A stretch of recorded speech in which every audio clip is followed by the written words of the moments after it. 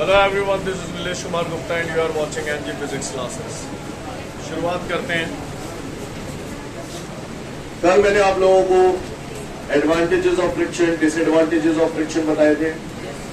साथ साथ फ्रिक्शन को कैसे बढ़ाया जा सकता है, कैसे कम किया जा सकता है, ये सारी बातें मैं आप लोगों को कल तक क्लियर कर चुका था। क्या मैं उम्मीद करूं हमको क्लियर है? इसके बाद हमारे सामने जो अगला क्वेश्चन है, explain the laws of friction. तो मुझे कुछ बताने की जरूरत नहीं है, आप लोग समझदार हैं, आप लोग सारी बातें खुद समझते हैं। बस मेरी बातों को एक बार बता दीजिए जो भी आपने पढ़ा है। अगर कोई ऑब्जेक्ट इस डायरेक्शन में मूव कर रहा है तो फ्रिक्शन फोर्स अपोजिट डायरेक्शन में लगता है। मानते हो आप लोग? पता है आपको? फ्रिक्शन फोर्स जो है वो किस टाइप का फोर्स है? टेंजेंशियल फोर्स है। तो टेंजेंशियल वर्ड क्यों बोल रहा हूं, आपको समझ में आ रहा है? हमेशा मोशन के अपोजिट डायरेक्शन में लगता है friction force. Clear? 2 point clear हुए आपको? फ्रिक्शन फोर्स एक टेंजेंशियल फोर्स है। क्यों बोल रहा हूं, आपको समझ में आता है? सब पढ़ा चुका हूं मैं ऑलरेडी, है ना? अच्छा, फ्रिक्शन फोर्स जो होता है क्या सरफेस के नेचर पे डिपेंड करता है? मार्बल का सरफेस होगा तो फ्रिक्शन कम लगेगा, रफ सरफेस होगा बिल्कुल डंबर वाला तो फ्रिक्शन ज्यादा लगेगा। तो it means friction depends on the nature of surface in the contact. सही बोल रहे हो? क्लियर है? कोई दिक्कत? भाषा समझ में आ रही है सभी को? कल आप लोग पढ़ रहे थे, जब मैंने आपको कोएफिशिएंट ऑफ फ्रिक्शन बताया था तो मैंने आपको बोला था कि ये limiting friction force is directly proportional to normal reaction. फिर प्रोपोर्शनल आता था तो कांस्टेंट आता था, तो मैं बोलता था mu is the proportionality constant known as coefficient of friction, right? तो यहां से मैं ये स्टेटमेंट भी दे सकता हूं कि लिमिटिंग फ्रिक्शन फोर्स जो होता है that is directly proportional to the normal reaction. That is directly proportional to the normal reaction. जो पॉइंट्स आपको बोल रहा हूं समझ में आ रही है? क्लियर है? फ्रिक्शन फोर्स जो होता है वो नेचर ऑफ द सरफेस पे तो डिपेंड करता है, लेकिन एरिया ऑफ कॉन्टेक्ट पे डिपेंड नहीं करता। नेचर ऑफ सरफेस और एरिया ऑफ सरफेस दोनों में फर्क समझ रहे हो ना? एक जैसा पॉइंट मत समझना। नेचर ऑफ सरफेस का मतलब ये रफनेस है या स्मूथ है। क्लियर? एरिया ऑफ कॉन्टेक्ट आप समझ रहे हो? क्लियर है? बात समझ में आ रही है सभी को? क्लियर? फिर से बोल रहा हूं, तो लिमिटिंग फ्रिक्शन फोर्स जो होता है या फ्रिक्शन फोर्स जो होता है वो नेचर ऑफ द सरफेस पे तो डिपेंड करता है, लेकिन एरिया ऑफ कॉन्टेक्ट पे डिपेंड नहीं करता। यानी friction force area of contact से इंडिपेंडेंट होता है। क्लियर है? बात समझ में आ रही है? फटाफट लॉज ऑफ फ्रिक्शन पढ़ ले, फिर मैं आगे की बात करूंगा। इसके बाद हमारे सामने अगला क्वेश्चन है, define equilibrium of concurrent forces. Equilibrium of concurrent forces तो बात बाद में आएगी। सबसे पहले कॉन्करेंट फोर्सेस होते क्या है हमें ये जानना है। क्लियर? जब एक ही ऑब्जेक्ट पे, क्लियर, जब एक ही ऑब्जेक्ट पे 2 या 2 से ज्यादा फोर्स एक साथ लगाए जाते हैं, क्लियर, और एक ही पॉइंट पे लगाए जा रहे हैं, एक ऐसे लग गया, एक ऐसे लग गया, एक ऐसे लग गया, ये ऐसे, समझ पा रहे? जब एक ही ऑब्जेक्ट पे 2 या 2 से ज्यादा फोर्स एक साथ एक ही मोमेंट पे लगाए जा रहे हैं और एक ही पर्टिकुलर पॉइंट पे लगाए जा रहे हैं, तो इस टाइप के फोर्सेस को हम लोग बोलते हैं कॉन्करेंट फोर्सेस। क्या बोलते हैं? कॉन्करेंट वर्ड तो सुना होगा आप लोगों ने मैथमेटिक्स में, कॉन्करेंट लाइंस। हाँ, सही बोल रहा हूँ ना? Clear?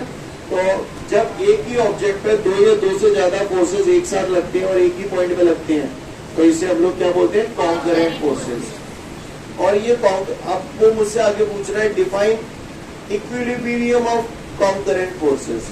Equilibrium of concurrent forces. Equilibrium of concurrent forces का मतलब ये होता है कि जब एक ही ऑब्जेक्ट में 2 या 2 से ज्यादा फोर्स एक पर्टिकुलर पॉइंट पे लग रहे हैं तो इसे कॉन्करेंट फोर्सेस कहते हैं, लेकिन इनका जो रिजल्टेंट फोर्स अगर मैं निकालूं, वो रिजल्टेंट फोर्स अगर 0 आ जाए तो इसका मतलब ये क्या है?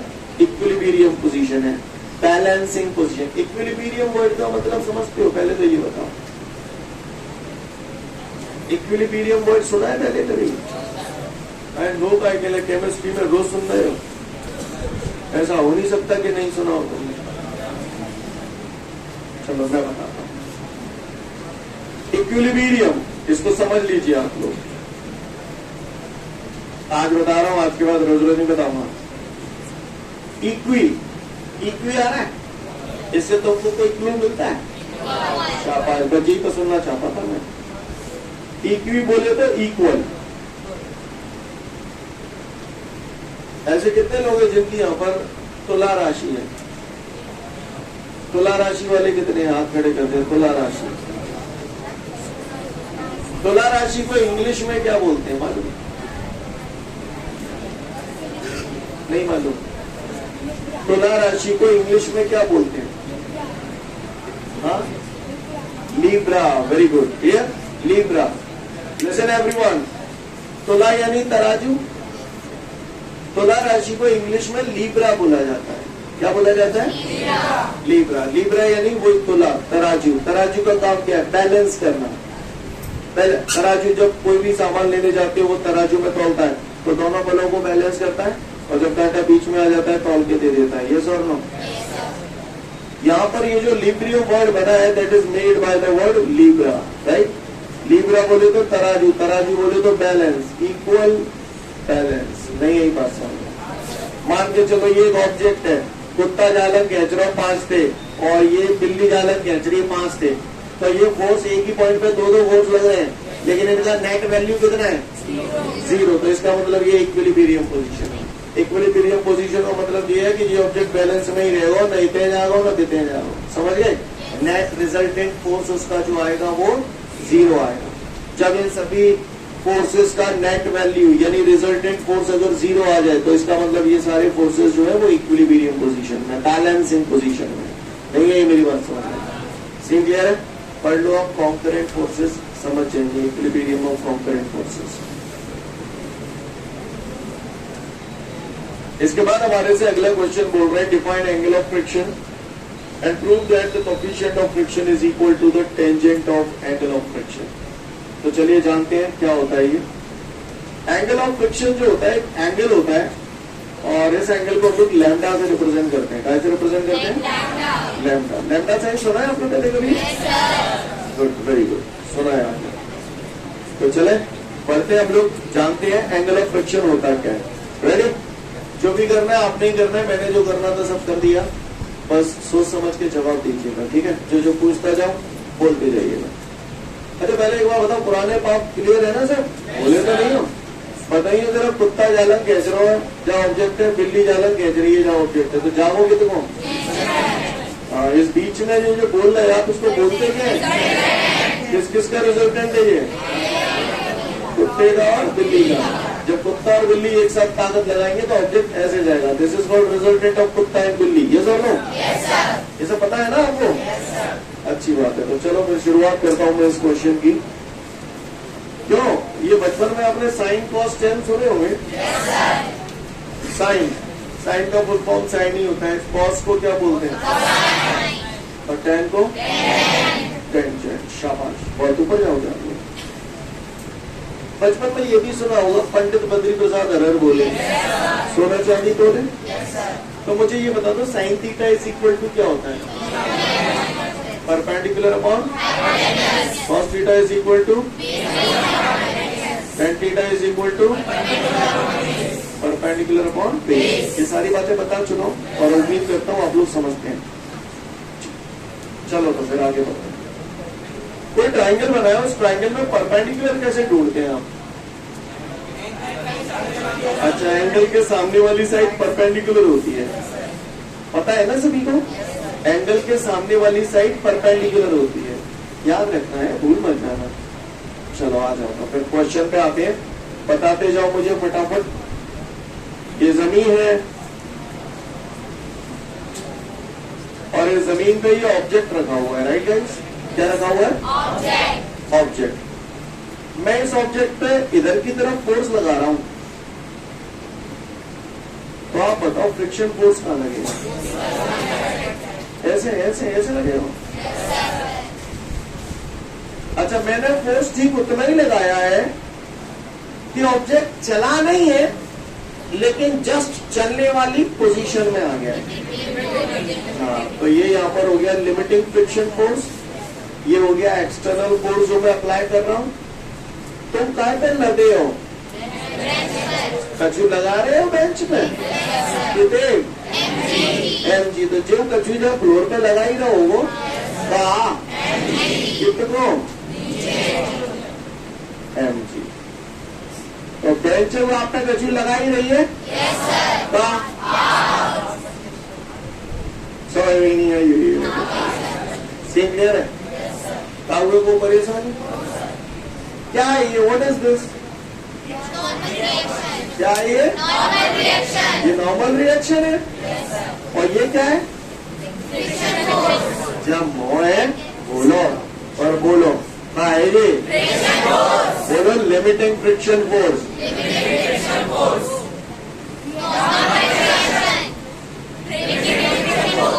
Limiting friction force.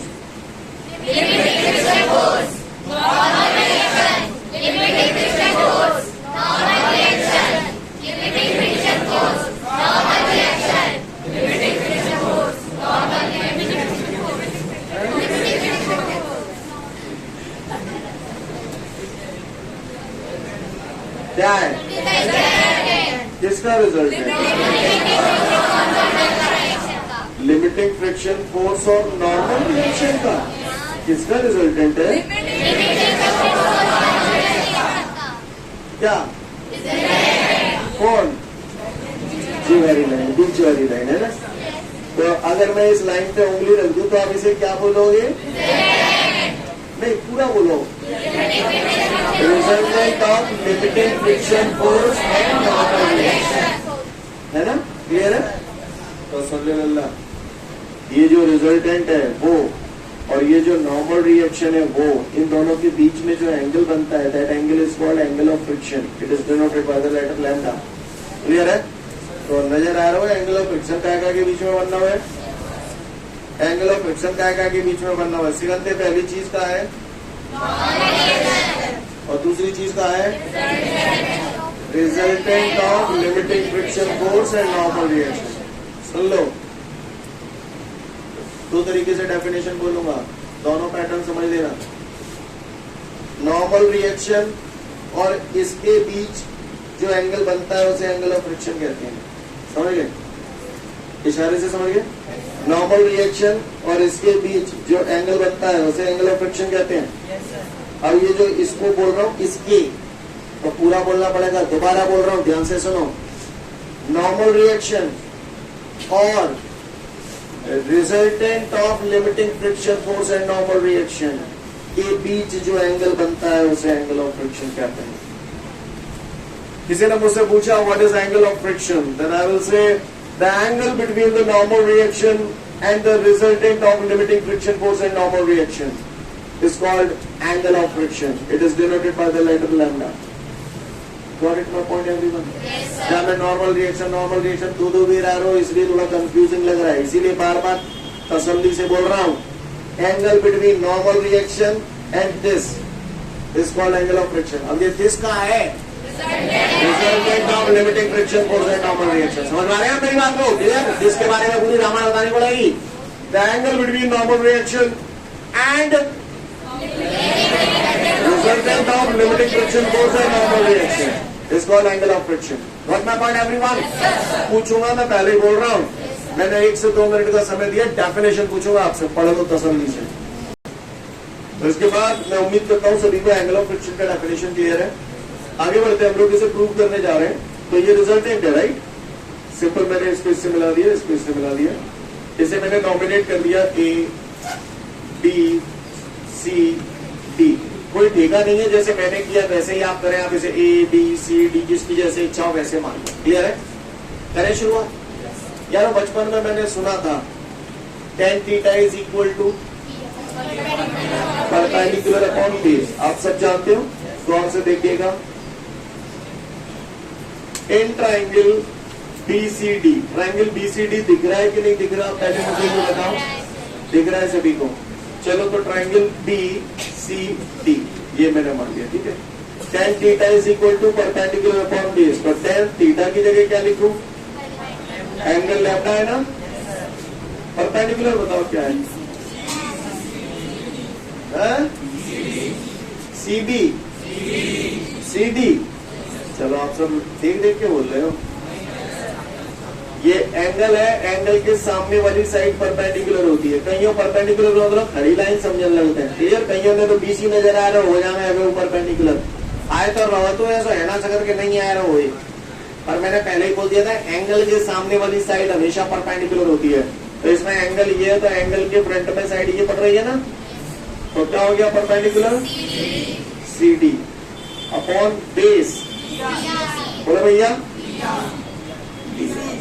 बोले भैया, हाँ BC। आप तो नॉर्मल रिएक्शन फोर्स दिया, पॉइंट को C नाम दिया है, BC। सी क्लियर है सभी को?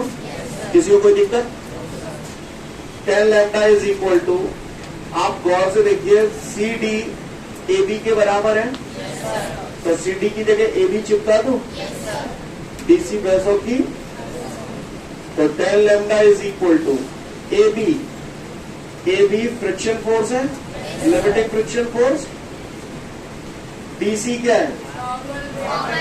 Normal reaction force. कोई मुझे बता सकता है FF अपॉन R क्या होता है? म्यू। FF अपॉन R क्या होता है? म्यू। तो mu is equal to 10 lambda. I hope you understand guys. तो ये मैंने लिख दिया mu is equal to 10 lambda. ये इक्वेशन आपको चीख चीख के इस बात को स्पष्ट कर रही है, coefficient of friction is equal to the tangent of angle of friction. ये तो बोला था उसने आपको प्रूव करने के लिए बोला था, prove that coefficient of friction is equal to tangent of angle of friction. तो coefficient of friction is equal to the tangent of angle of friction. Got it everyone? कर पाएंगे? 1 से 2 मिनट का समय दिया, डेरिवेशन देख लो फटाफट।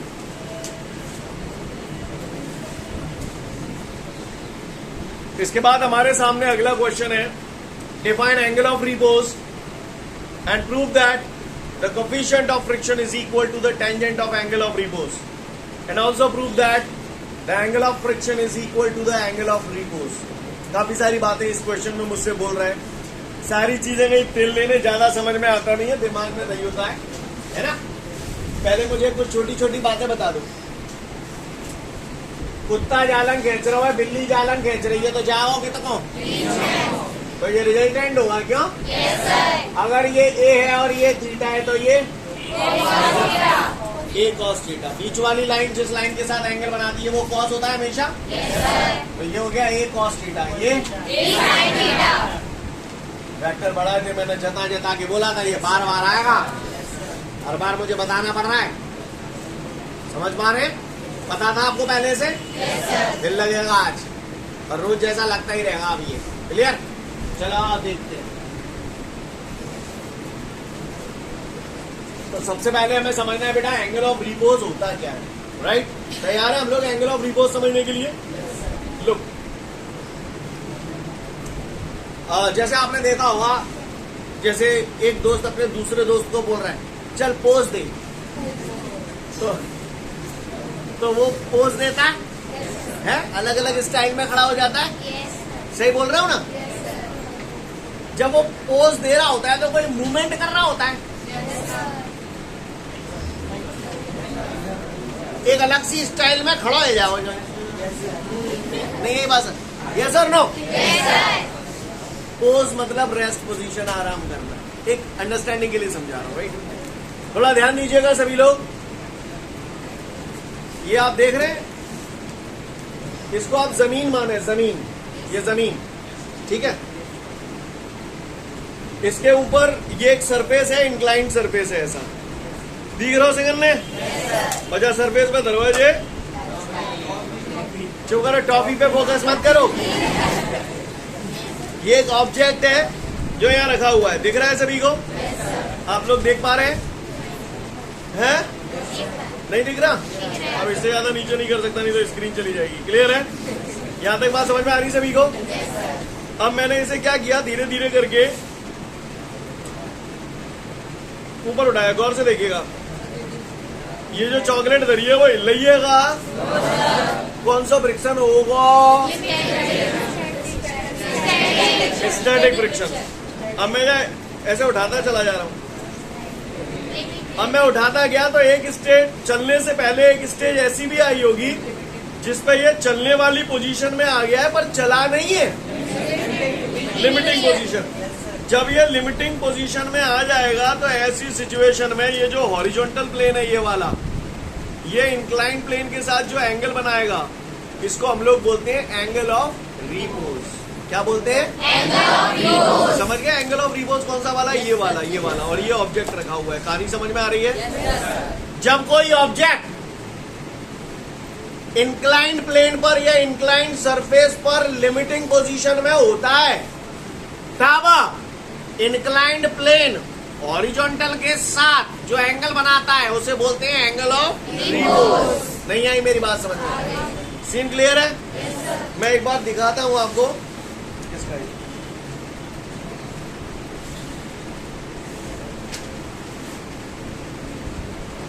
गौर से देखिएगा बेटा सभी लोग ऑन द बोर्ड। बताओ ये मैंने क्या बनाई है? हाँ, दिस इज द जमीन। क्या है ये? जमीन। और ये क्या है? Incline plane. समझ पा रहे हैं मेरी बात को? इस पे ये कौन धरा है? जी हाँ मेरे भाइयों, ये एक ऑब्जेक्ट है। ये मैंने सिंपल एक ऐसा शेप बना दिया, समझ गया ना? ये हॉरिजॉन्टल लाइन है, हॉरिजॉन्टल प्लेन है, ये इंक्लाइन प्लेन है, इसमें ये ऑब्जेक्ट धरा है। धरा है नहीं धरा है? और ये कौन सी पोजीशन पर रहा है? लिमिटिंग पोजीशन पे। तो ऐसी सिचुएशन में इंक्लाइन प्लेन हॉरिजॉन्टल के साथ जो एंगल बनाता है that angle is called angle of repose. Got it my point everyone? Scene clear है? किसी ने पूछ लिया एंगल ऑफ रिपोज क्या होता है तो मन में दे दो बात को कि पूछो तो मेरे मोटे हैं। When an object is placed on an inclined plane in the limiting position, then the angle between the inclined plane and horizontal is called angle of repose.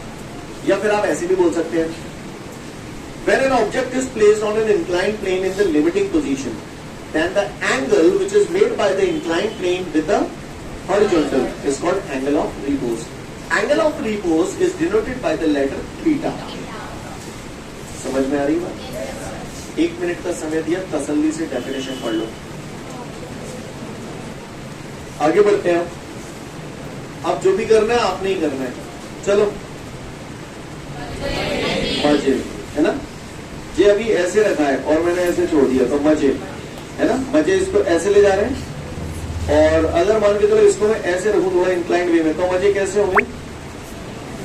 ऐसे होंगे। मतलब ग्रेविटी या ग्रेविटी की कारण ये न्यों गिरे हो? गिरे हो तो ऐसे ही ना? तो mg हमेशा डाउनवर्ड डायरेक्शन में लगेगा, राइट? तो जो ऑब्जेक्ट या सरफेस पर धरा हुआ है तो जो जहाँ का जो वेट है वो कितनी लग काम करेगा? कितने? mg। का हुए को परेशानी नहीं हुए तो बताए। अच्छा, ये ऑब्जेक्ट इस सरफेस पे रखा है तो ये सरफेस इस पर कौन सा फोर्स लगाएगा? Reaction force. बोलो भाई, फिर मैं बोलो ही ना पढ़ रहा हूँ। क्लियर है? समझ गए? बोलो। अच्छा, मान के चलो ये फिसल पट्टी सी है जहाँ पे मैं तुम्हें धरता हूँ तो तुम कितनी लग ढरकने की कोशिश करोगे? और जब ढरकोगे नीचे तो फिक्सल फोर्स कैसे? ऊपर। तो ये क्यों लगो ऐसे? ये मैं क्यों बना रहा हूँ? कहानी समझ में आ रही है तुम्हें? सीन क्लियर है? काबू को परेशानी वही तो बताए। ये जो mg है ये किसी न किसी का रिजल्टेंट है। किसका? इसका और इसका। स्टेप समझ में आ रहे हैं आपको? जैसे मैं पूछता था काय किसका रिजल्टेंट है तो आप कहते थे जाका और जाका। ये किसका रिजल्टेंट है? जाका और जाका। ऐसे कहते थे आप लोग। ये किसका रिजल्टेंट है? इसका और इसका। सेम क्लियर है सभी को? ये एंगल अगर थीटा है तो ये एंगल भी थीटा ही होगा। इसका राज अगर आप जानना चाहते हैं कि क्यों होगा तो वो मैं अभियान बताऊंगा, यही बताऊंगा तो हौच-पौच हो जाएगी। समझ पा रहे हैं आप मेरी बात को? फिलहाल ये मान लो कि ये थीटा है तो ये भी थीटा है, ठीक है? अब आगे आप बताओ, ये mg है ये थीटा है तो ये क्या हो जाएगा? आप महान हैं, आप धन्य बच्चे हैं। अच्छा, ये क्या हो जाएगा? शाबाश, बहुत ऊपर जाओगे आप लोग। सीन क्लियर है? काम में कोई परेशानी? अच्छा, अगर इतनी गई बात समझ में आ गई तो फिर बात ही कहानी। आइए ने बताइए, देखें कौन सा बता रहे हो मुंह पे। कुत्ता ऑब्जेक्ट को ऊपर खींच रहा है 5 न्यूटन से। अब मैं चाह रहा हूं बिल्ली जाए खींचे नीचे की तरफ, तो बिल्ली कितने ताकत से खींचे कि ये कितना जाए ही नहीं ऑब्जेक्ट। अच्छा, छेते नहीं खींच सका, क्योंकि छेते खींचेंगे तो नीचे चली जा रही है। यही बात 5 पे ही खींचे। मतलब तुम लोग ये जानते हो कि अगर बराबर फोर्स लगाया जाएगा तो ये कितना नहीं जाओ, ये बैलेंसिंग पोजीशन में रहेगो, ये इक्विलिब्रियम पोजीशन में रहेगो। इक्विलिब्रियम पोजीशन तभी होते जब ऊपर को फोर्स बराबर होए, जितना कितना जाए रहो है वही इधर है लिमिटिंग पोजीशन में, तो जाको मतलब बैलेंसिंग पोजीशन में है ना, है या नहीं है? कैसी पोजीशन में है? तो इन इक्विलिब्रियम पोजीशन या बैलेंसिंग पोजीशन, कहानी समझ में आ रही है? yes, तो बैलेंसिंग पोजीशन में ना ये ऊपर जा रहा है ना ये नीचे जा रहा है, तो जाको मतलब जितना कैसे तो ऐसे मैंने लिख दी, तो मैंने कहा गलत करते ही डाला। बताओ बताओ, मैंने कुछ गलत करते हो तो बताओ आप। जो ऊपर जा रहा है ये अंदर तक करा हुआ है, तो जाका मतलब कहा है? समझ में ही नहीं आई होगी, आ गई। क्लियर है? समझ गए? सिवाय इक्वेशन 1 बाई इक्वेशन LHS में LHS का, RHS में RHS का। मैं पास तो नहीं कर रहा हूं, ये मजे मजे में निपट गए। Sine theta upon cos theta, tan theta, F upon R, ये प्रूव हो गया। उसने यही बोला था, prove that the coefficient of friction is equal to the tangent of angle of friction, sorry angle of repose. Got it everyone? वो बोल रहा था prove that coefficient of friction is equal to tangent of angle of repose. Got it? खत्म नहीं हुआ अभी। अगर वो ये बोलता है आपको prove that coefficient of friction is equal to tangent of angle of repose, तो केवल यहां तक करना, आगे बढ़ाने की जरूरत नहीं है। ठीक है, आगे का बढ़ाना है वो भी बताऊंगा। इधर देखो, मैंने बचपन में ये भी पढ़ा था, म्यू बराबर 10 लैम्डा। 2 मिनट पहले तो म्यू की जगह का काम ना बराबर 10 से 10 टन में आ जाएंगे, आ जाओ। ये क्या बात को प्रूव कर रहा है? ये इक्वेशन इस बात को प्रूव कर रही है कि angle of friction is equal to the, अगर क्वेश्चन में बोलता है prove that the angle of friction is equal to angle of repose, तो यहां तक लाना। अगर वो केवल इतना बोलता है prove that coefficient of friction is equal to tangent of angle of repose, तो यहां तक लाना। समझ में नहीं आए? कर पाओगे? कर पाओगे? कर पाओगे? देख लो बराबर, फिर आगे की बात करूंगा। ठीक है, तो मैं उम्मीद करता हूं सभी लोग एंगल ऑफ रिपोज समझ गए। अब मैं आपको ये एक्सप्लेन कर रहा हूँ कि ये एंगल थीटा है, तो ये एंगल थीटा क्यों है। आप लोग जानना चाहिए थे? ले जानो जानो, ले तुम जानो। पहले मुझे बताओ, पहले बताओ, ये एंगल अगर थीटा है तो ये कितना होगा? क्यों? करस्पॉन्डिंग एंगल है कहाँ पे? ये जानता हूँ। अच्छा, ये कितने होगा जी? जो मैं जानता हूँ। अच्छा, सुना है ट्राइंगल के 3 एंगल का सम? तुमने भी यही सुना है? अरे वाह, गुड, अच्छे बच्चा हो। तो अब मैं फिगर में थोड़ी सी गुजर मुजर होगी तो कोई दिक्कत तो नहीं? चलना ढील, रेडी? गौर से देखिएगा, इसको थोड़ा मैंने इधर बढ़ाया और ये जो लाइन आ रही है इसको मैंने इधर बढ़ा दिया। बताओ जरा ये एंगल कितना है? शाबाश, यही तो सुनना चाहता था मैं, करस्पॉन्डिंग एंगल। और एवरीवन? Yes sir.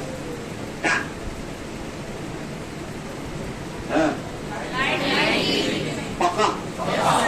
चलो ठीक है। अब मुझे जेवा एंगल निकालना है, जेवा रहा हूँ, ठीक है, जाए निकाल रहा हूँ। तो मैंने सुनिए ट्राइंगल के 3 एंगल का सम 180 डिग्री होता है। तो जे कितने गए? थीटा। जे कितने गए?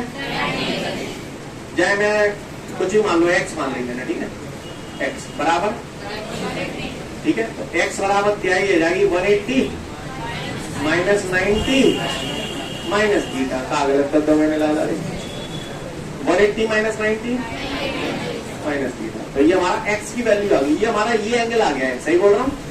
कितना आया? 90 माइनस थीटा। अभी जरूरत पड़ेगी इसकी, ठीक है, ध्यान रखना। अब आप मुझे ये बताओ, मुझे यही वाला एंगल तो चाहिए।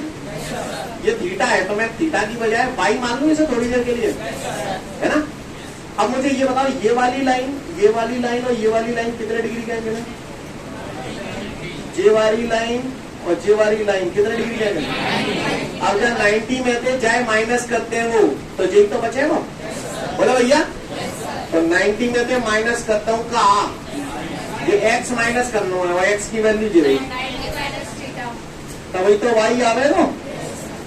तो 90 माइनस का अंदर मल्टीप्लाई कर दिया तो माइनस 90 प्लस थीटा, 90 से 90 कैंसिल, y बराबर थीटा। समझ में आया? थीटा क्या था? थीटा है क्लियर? बाकी आप लोग तो डायरेक्ट याद रखो कि ये थीटा है तो वो भी थीटा होता है। क्लियर? समझ गए? बाकी का मैंने रीजन दे दिया आपको कि क्यों होता है। आई hope you understand guys, you understand that. कल के लिए आपके लिए होमवर्क है 2 क्वेश्चन। एक तो एंगल ऑफ फ्रिक्शन करना है आपको पूरा विद डेरिवेशन, आज के ये दोनों क्वेश्चन, और एक एंगल ऑफ रिपोज पूरा करना है, एक डेफिनेशन एंड डेरिवेशन। समझ गए? क्लियर है? ठीक है, तो फिर आज के लिए पर्याप्त। कल पर मिलते हैं। Thank you everyone. जय हिंद।